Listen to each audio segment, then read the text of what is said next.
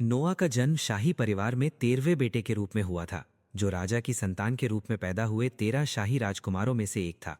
वो अपनी आंखें खोलता है तो खुद के ऊपर एक दयालु महिला को देखते हुए पाता है और सोचने लगता है कि ये व्यक्ति उसकी माँ है या बस कोई दासी। लेकिन इससे पहले कि वो ये समझ पाता, एक बूढ़े दाढ़ी वाले आदमी का चेहरा, जो कि उसका पिता और राजा निकलता है, उसे ऊपर से नीचे तक जांचने के लिए उसके करीब आता है। राजा कहता है कि नोआ अपनी माँ पर गया है और उसकी माँ तुरंत शर्मा जाती है और कहती है कि उसकी आंखें और भौहें बिल्कुल राजा जैसी दिखती हैं। नोआ ध्यान देता है कि वो अपने खुद के स्टैट्स देख सकता है, लेकिन अभी उसे कुछ भी समझ नहीं आ रहा है। अचानक दरबार के जादूगरों में से एक पास आता है और उसे नाजुकता से अपनी गोद में उठा लेता है और राजा को घोषणा करता है कि नोआ के पास जल यानी वाटर की जादुई शक्ति है। राजा इस पर खुशी से हंसता है और कहता है कि जब नोआ बड़ा होगा तो उसे दक्षिणी राज्यों की जमीन दी जाएगी जहां ज्यादातर जल जादूगर कबीले रहते हैं, ताकि वो उन पर न्यायपूर्वक शासन कर सके। इसके साथ ही राजा दरबारी जादूगर से नोआ के स्टैट्स देखने को कहता है, लेकिन जैसे ही उसके स्टैट्स सामने आते हैं, पूरा दरबार शांत हो जाता है और यहाँ तक कि राजा को भी अपनी आंखों पर विश्वास करने में मुश्किल होती है। दरबार में से एक व्यक्ति चिल्लाता है कि ये एक चमत्कार है, जबकि बाकी लोग भी इस नारे में शामिल हो जाते हैं, जिससे नोआ उलझन में पड़ जाता है। फिर वो अपने खुद के स्टैट्स चेक करता है और महसूस करता है कि उसके पास एक एसएस रैंक वाले जल जादूगर के स्टैट्स हैं, जो अनसुना है। वो भी जन्म के समय प्राप्त करना तो दूर की बात है। उस दिन के बाद 6 साल बीत जाते हैं और नोआ एक स्वस्थ छोटे लड़के के रूप में बड़ा हो गया है। उसने धीरे धीरे मिर्च साम्राज्य के बारे में जाना, जिस पर उसके पिता शासन करते हैं, जहां पिछले कई दशकों से शांति बनी हुई है। अब लोग बिना किसी युद्ध के शांति से रहते हैं। राजा को आम जनता बहुत प्यार करती है और उनके बेटों को भी स्थानीय लोग और देश के कुलीन परिवार बहुत पसंद करते हैं। लेकिन नोआ को साम्राज्य की राजनीतिक साजिशों में कोई दिलचस्पी नहीं है, क्योंकि पिछले 6 सालों में उसने अपने बारे में कुछ महसूस किया है। पता चलता है कि उसके पास एक विशेष उपहार है, जिसके बारे में किसी और को पता नहीं है। वो अपने अधीनस्थों का एक्सपी सोख सकता है, जिसका मतलब है कि उसके पास जितनी ज्यादा दासियां होंगी, वो उतना ही शक्तिशाली बन सकता है। इसका ये अर्थ भी है कि अन्य लोगों के विपरीत, जिनके लेवल की एक सीमा होती है, नोवा अनिश्चित काल तक रैंक बढ़ा सकता है और ग्रह का सबसे शक्तिशाली जादूगर बन सकता है। उसकी दासियां उसके प्रति पूरी तरह वफादार लगती हैं और वे चर्चा करती हैं कि 6 साल की उम्र में भी नोआ एक छोटे बच्चे की तुलना में एक वयस्क की तरह व्यवहार करता है। वो जल्द ही नाश्ते के लिए डाइनिंग रूम में जाता है और सोचता है कि उसकी कम उम्र के कारण उसकी क्षमताएं और कौशल इस समय काफी सीमित हैं। लेकिन अगर वो ट्रेनिंग जारी रखता है तो वो तेज गति से बढ़ता रहेगा और अपने बड़े भाइयों से भी आगे निकल जाएगा। उसके विचारों को एवेलिन नाम की एक खूबसूरत दासी ने तोड़ा, जो उसे बताती है कि साम्राज्य के क्राउन प्रिंस और चौथे राजकुमार दोनों उससे मिलने आए हैं। नोआ अपना नाश्ता जल्दी खत्म करने का फैसला करता है, क्योंकि भले ही वे उसके भाई हैं, लेकिन उसे पूरे साम्राज्य के क्राउन प्रिंस को इंतजार नहीं कराना चाहिए। वो जल्द ही गेस्ट रूम में दाखिल होता है और अपने बड़े भाइयों का स्वागत करने के लिए एक घुटने पर बैठ जाता है, क्राउन प्रिंस एल्बर्ट और चौथे राजकुमार हेनरी। एल्बर्ट नोआ की ओर ठंडी नजरों से देखता है और पूछता है कि वो कहाँ था, जबकि हेनरी उसका अधिक गर्मजोशी से स्वागत करता है और कहता है कि नोआ एक शिष्ट युवक के रूप में बड़ा हो रहा है। एल्बर्ट का दावा है कि नोआ एक दिन बेहतरीन चांसलर बनेगा और उसे बताता है कि उसके पास नोआ के लिए एक उपहार है। ताली बजाता है और तुरंत एक डरा हुआ सेवक कमरे में एक छोटा ताबूत लेकर आता है, जिससे एक घातक आभा निकल रही है। नोआ इतने अजीब उपहार को लेकर उलझन में है, लेकिन एल्बर्ट सेवक को ताबूत खोलने का आदेश देता है, जिसे उसे मजबूरी में करना पड़ता है। जैसे ही वो ताबूत खोलता है, कमरे में मरे हुए और मरते हुए पुरुषों की एक आभा फूट पड़ती है, जिसे नोआ स्पष्ट रूप से महसूस कर सकता है जब वो ताबूत के अंदर की तलवार को घूरता है और सोचता है कि उसने अभी क्या महसूस किया। इससे पहले कि उसे संभलने का मौका मिलता, एल्बर्ट उससे कहता है कि इसे उठाओ और देखो कैसा लगता है। नोआ को एहसास होता है कि वो वास्तव में उस तलवार को हाथ नहीं लगाना चाहता, लेकिन ये देखते हुए कि ये शाही राजकुमार का उपहार है, वो वास्तव में मना नहीं कर सकता और उसे उठाने के लिए मजबूर है। वो तलवार को धीरे से पकड़ता है और उसे उठा लेता है, भले ही वो अभी उसके नन्हे शरीर के लिए बहुत बड़ी है।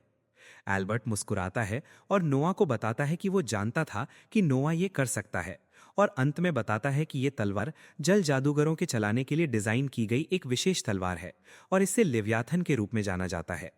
वो ये भी बताता है कि उससे पहले 120 से अधिक लोगों ने इसे पकड़ने की कोशिश की थी, लेकिन कोई भी बताने के लिए जिंदा नहीं बचा।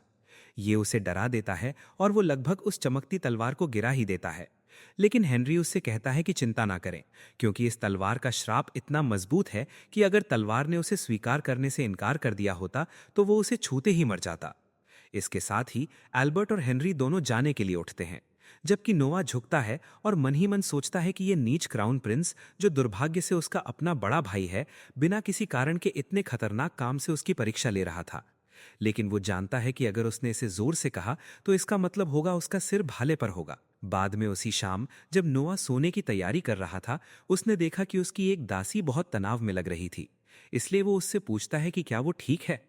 जोई नाम की दासी पहले तो हिचकिचाती है, लेकिन जब नोआ सच जानने के लिए दबाव डालता है तो वो तुरंत एक घुटने पर बैठ जाती है और कहती है कि उसे कुछ समय की छुट्टी चाहिए, क्योंकि उसके गांव में बाढ़ आ गई है और सब कुछ बह गया है। उसका परिवार भूखा मर रहा है और वो अपने परिवार की मदद के लिए पर्याप्त पैसा इकट्ठा करने की उम्मीद में रेड लाइट डिस्ट्रिक्ट में अपना शरीर बेचने की योजना बना रही है। नोआ उसे चुप रहने के लिए कहता है और दावा करता है कि जोई उसकी निजी दासी है और वो उसे इतने लंबे समय तक नहीं जाने दे सकता। वो उससे कहता है कि अपनी मां को हवेली ले आओ और वो उसे रियर गेट क्लोजर की नौकरी देगा और उसे हर महीने $5000 वेतन देगा। जोई इस बात पर उलझन में है और कहती है कि उसने कभी इस तरह के पद के बारे में नहीं सुना और फिर भी वेतन बहुत ज्यादा लग रहा है। नोआ उसे इस बारे में चिंता ना करने के लिए कहता है और उसे यह भी बताता है कि राजधानी के पश्चिमी इलाके में एक खाली घर है जिसमें वो अपनी मां के साथ रह सकती है। जोई को अपने कानों पर विश्वास नहीं होता और उसकी आंखों में आंसू आ जाते हैं। तभी घर का बटलर डायलन बाहर आता है और नोआ से पूछता है कि क्या उसे कुछ चाहिए। नोआ उससे पूछता है कि क्या उसे जोई के गृहनगर में आई बाढ़ के बारे में पता है और उसे उस क्षेत्र में जितनी संभव हो उतनी जमीन खरीदने के लिए कहता है। डायलन उलझन में है क्योंकि ये एक बुरा निवेश होगा, लेकिन नोआ उसे बताता है कि उन्हें वहां जरूरतमंद लोगों की रक्षा करने की जरूरत है, क्योंकि अगर वे हस्तक्षेप नहीं करते हैं तो खलनायकों का एक समूह उस जमीन पर कब्जा कर लेगा और अवैध रूप से रहने लगेगा। डायलन इससे हैरान है और नोआ पूछता है कि क्या हुआ, लेकिन डायलन जवाब देता है कि वो बस इस बात से हैरान है कि नोआ कितनी अच्छी तरह से एक अनुभवी व्यक्ति की दूरदर्शिता के साथ स्थिति को संभाल रहा है, जबकि उसने पहले कभी ऐसा कुछ नहीं अनुभव किया है। नोआ सोचता है कि उसने अपने पिछले जीवन में विनाश का अपना उचित हिस्सा देखा है, लेकिन वो जाहिर तौर पर किसी को ये नहीं बता सकता। डायलन जवाब देता है कि उसके अनुमान से पूरी जमीन की कीमत लगभग $70 मिलियन होनी चाहिए, जिससे जोई चौंक जाती है। नोआ भी जानता है कि ये बहुत बड़ी राशि है। उसके रिटेनर्स का पूरा समूह साल में लगभग $80,000 कमाता है। उसके पास टैक्स और अपने भाइयों के उपहारों से लगभग $50 मिलियन का फंड है, लेकिन फिर भी $20 मिलियन कम पड़ रहे हैं। वो मुड़ता है और डायलन से अपने पास राजधानी के दक्षिण में मौजूद जमीन के बारे में पूछता है और कहता है कि उन्हें वो जमीन बेचनी होगी। डायलन चौंक जाता है और नोआ को इसके खिलाफ सलाह देता है, क्योंकि वो जमीन उसके पिता स्वयं राजा का उपहार थी और उस जमीन को बेचना उसके अपने ही शाही परिवार के प्रति अकल्पनीय रूप से अशिष्ट होगा। नोआ उसे उन सब की चिंता न करने के लिए कहता है, क्योंकि वो बाद में अपने पिता से खुद निपट लेगा, और उन्हें बताता है कि रईसों का कर्तव्य है कि वे अपनी प्रजा के बीच शांति और खुशी लाने के लिए खुद को कुर्बान कर दें। उससे भी बढ़कर वो ये भी जानता है कि शहीद का नाटक करने वाले कुलीन को जनता बहुत प्यार करती है, जो जल्द या बाद में काम आ सकता है। डायलन उसके सामने झुकता है और उसे बताता है कि वो सभी आवश्यक तैयारियां करने के लिए जाने से पहले सब कुछ संभाल लेगा। अगली सुबह नोआ अपनी दासियों की सेना के साथ बाढ़ प्रभावित क्षेत्र के निरीक्षण के लिए सब कुछ तैयार करता है। तभी उसे चौथे राजकुमार हेनरी द्वारा बुलाया जाता है। वो तुरंत गर्मजोशी से अभिवादन के साथ उसके पास दौड़ता है और पहले न आने के लिए माफी मांगता है, लेकिन हेनरी उसे इसके बारे में चिंता न करने के लिए कहता है और पूछता है कि नोआ वास्तव में कहाँ जाने की योजना बना रहा है। नोआ जवाब देता है कि दासा नाम का एक क्षेत्र है जो पूरी तरह से बाढ़ की चपेट में आ गया है और वो वहां कुछ जमीन खरीदने का लक्ष्य रखता है और नुकसान का आकलन करने के लिए क्षेत्र का निरीक्षण करने की योजना बना रहा है। हेनरी एल्बर्ट द्वारा उसे दी गई तलवार को देखता है और उससे पूछता है कि क्या वो अपनी यात्रा के दौरान इसका उपयोग करने की योजना बना रहा है। नोआ जवाब देता है कि वो इसे बस साथ ले जा रहा है अगर उसे इसका उपयोग करना पड़े, लेकिन उसे अभी यकीन नहीं है, क्योंकि अपनी पहली मुलाकात के बाद से उसने इसके बारे में कुछ अलग महसूस नहीं किया है। हेनरी नोआ को सबकी नजरों से दूर ले जाता है और उसे बताता है कि वो उस तलवार और एल्बर्ट की अचानक उदारता को लेकर थोड़ा चिंतित था। इसलिए उसने अपने स्तर पर कुछ शोध किया और पाया कि तलवार का अपना एक दिमाग है और इसे केवल वही नियंत्रित कर सकता है जिसे वो अपने सच्चे मालिक के रूप में स्वीकार करती है।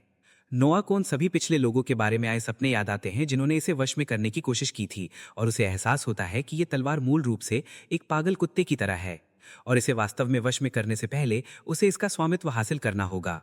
हेनरी उसे सावधान रहने के लिए कहता है और जब तक बिल्कुल आवश्यक न हो इसका उपयोग न करने की सलाह देता है, क्योंकि उसे बुरा एहसास है कि तलवार उसकी जान ले लेगी, जैसे उसने उससे पहले सैकड़ों लोगों की ली है। इस चेतावनी के अंश के साथ नोआ दासा क्षेत्र के लिए निकल जाता है और बाढ़ के कारण हुए विनाश के स्तर को देखकर आश्चर्यचकित रह जाता है। वो डायलन से पास के सरकारी ऑफिस को खोजने और इन जमीनों के कागजात का पता लगाने के लिए कहता है।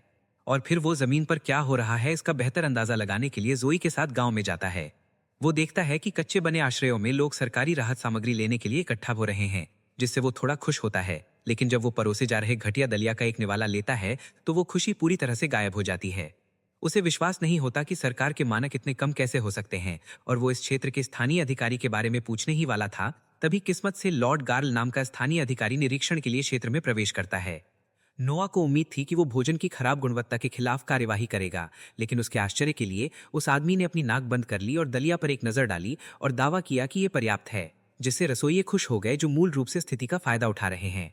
मुख्य रसोइया उसे बताता है कि उसका भोजन हवेली में तैयार है, और गार्ल तुरंत उस दावत के लिए निकलने का फैसला करता है जो उसका इंतजार कर रही थी। नोआ ये बर्दाश्त नहीं कर सका और तुरंत उस आदमी का सामना करने के लिए आगे बढ़ता है। वो गार्ल को एक छोटा भ्रष्ट कमीना कहता है जो उसकी दुखती रग पर हाथ रख देता है, और कमजोर अहंकार वाला वो आदमी तुरंत नोआ पर तलवार तान देता है। नोआ तुरंत लेवियाथन तलवार को पुकारता है जो एल्बर्ट ने उसे दी थी, उम्मीद में कि वो उसे मार डालेगी, और तलवार तुरंत उसकी ओर उड़ती है। पहले तो उसे लगा कि तलवार बस उसकी बात मान लेगी, लेकिन उसे अचानक तलवार की असली ताकत का एहसास होता है, क्योंकि वो उसका विरोध करने लगती है, उसे अपनी शक्तिशाली भयानक आभा से जलाने लगती है। नोआ हालांकि पीछे हटने से इनकार कर देता है और जारी रखता है, और अंत में तलवार पर काबू पाने में सफल हो जाता है और हमेशा के लिए उस प्रसिद्ध तलवार पर नियंत्रण कर लेता है। एक बार जब ये हो गया तो गार्ल के पास कोई मौका नहीं था, क्योंकि नोआ ने आसानी से उसके हमले को रोक दिया और फैसला किया कि आपदा के समय स्थानीय लोगों को धोखा देने की सजा मौत के अलावा और कुछ नहीं है। एक ही झटके में नोआ ने उसका सिर धड़ से अलग कर दिया, जिससे सभी लोग चौंक गए। तुरंत गार्ड उन्हें घेर लेते हैं और उसे भीड़ द्वारा मार दिया गया होता, लेकिन वो तलवार को जमीन पर पटक देता है, जिससे धरती में एक बहुत गहरा छेद हो जाता है, जिसे सभी लोग हैरान रह जाते हैं। इस हंगामे ने रॉबिन नाम के एक नाइट का ध्यान आकर्षित किया, जिसे हाल ही में इस क्षेत्र का मैनेजर नियुक्त किया गया था, और वो तुरंत नोआ को पहचान लेता है और अपने घुटने पर बैठ जाता है। सभी हैरान थे, लेकिन वे जल्द ही उसका अनुसरण करते हुए उसके सामने घुटने टेक देते हैं, जबकि नोआ रॉबिन से कहता है कि पहली चीज जो उसे करने की जरूरत है वो ये सुनिश्चित करना कि यहाँ सभी को अच्छा भोजन मिले। और रॉबिन तुरंत अपनी अनदेखी के लिए माफी मांगता है और काम पर लग जाता है। उसके वापस आने के बाद नोआ को तुरंत उसके पिता द्वारा राजधानी बुलाया जाता है, जहां उसे डांट पड़ने की उम्मीद थी, लेकिन उसके आश्चर्य के लिए उसके पिता ने सही समय पर सही निर्णय लेने के लिए उसकी प्रशंसा की और उसके स्टैट्स को फिर से जांचा, जो पिछली बार देखे जाने के बाद से बढ़ गए थे। वो नोआ की उसकी मदद के लिए धन्यवाद देता है और उसे बताता है कि इस साम्राज्य पर शासन करने में उसे उसकी निरंतर सहायता की आवश्यकता होगी। नेक्स्ट पार्ट के लिए कमेंट करो।